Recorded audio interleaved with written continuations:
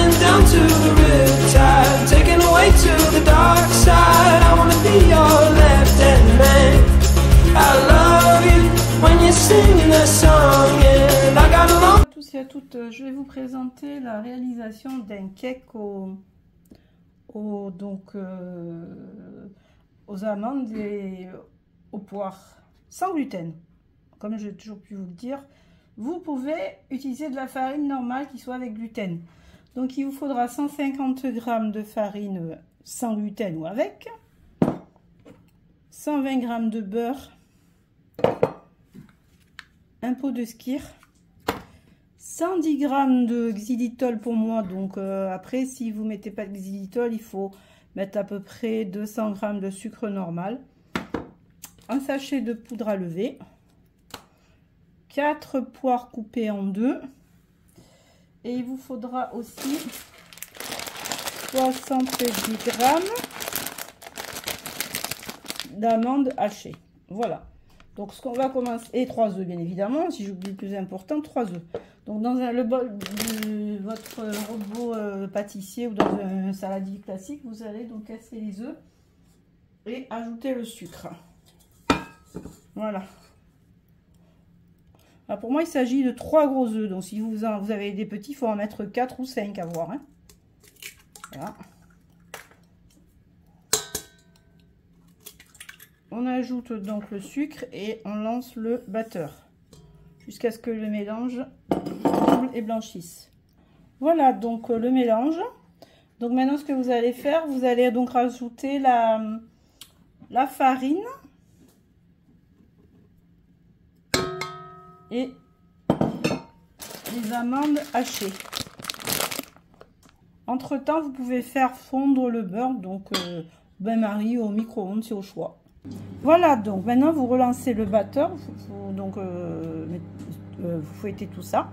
Donc je vais rajouter le skyr dans le mélange farine amande. Voilà, entre temps j'ai donc rajouté le beurre, le skyr, j'ai fouetté tout ça et maintenant je vais rajouter la levure chimique.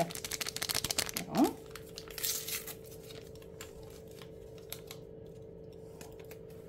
Et je relance le batteur. Voilà, entre temps donc j'ai mis le four à préchauffer à 180 degrés à chaleur tournante et je vais préparer donc le moule en mettant du spray de démoulage.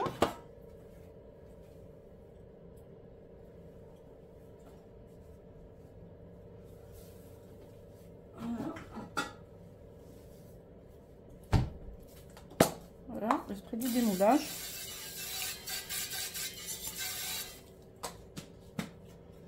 Quand même faire avec un pinceau, donc un petit peu bien étaler le spray de démoulage. Voilà. Et maintenant je vais passer la préparation donc dans le moule. C'est un cake très rapide et très facile à faire, hein. Il vous faut peu d'ingrédients. En plus, il est ultra rapide, donc peu de temps. Si vous avez vraiment très peu de temps, ça va très très vite. Voilà. Alors, je vais verser la préparation dans le moule.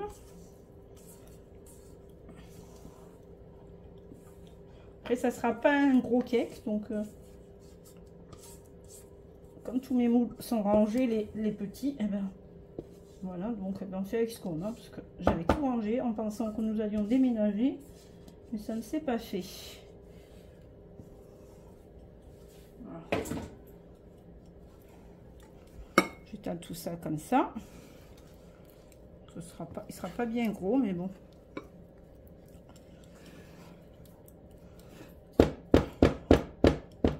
Voilà.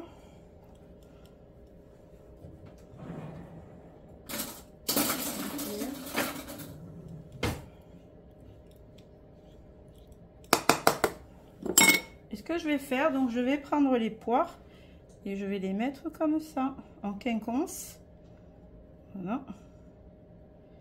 Comme ça. Comme ça. Comme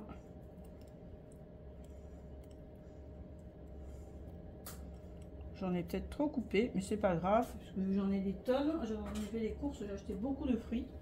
Donc je vais en mettre sur le côté, comme ça. Voilà. Ça, nous aurons un petit gâteau.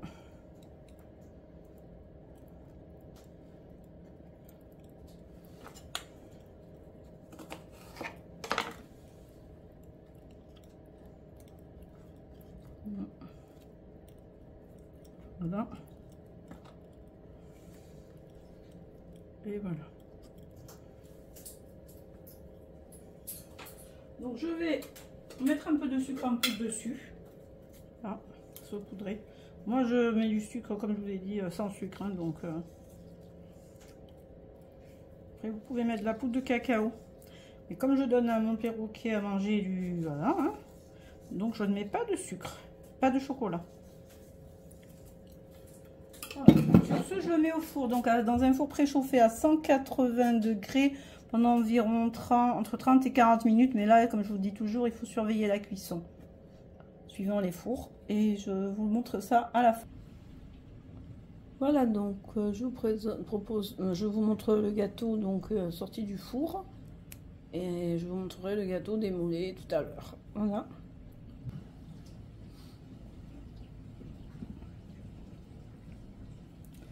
Voilà, donc le cake est terminé.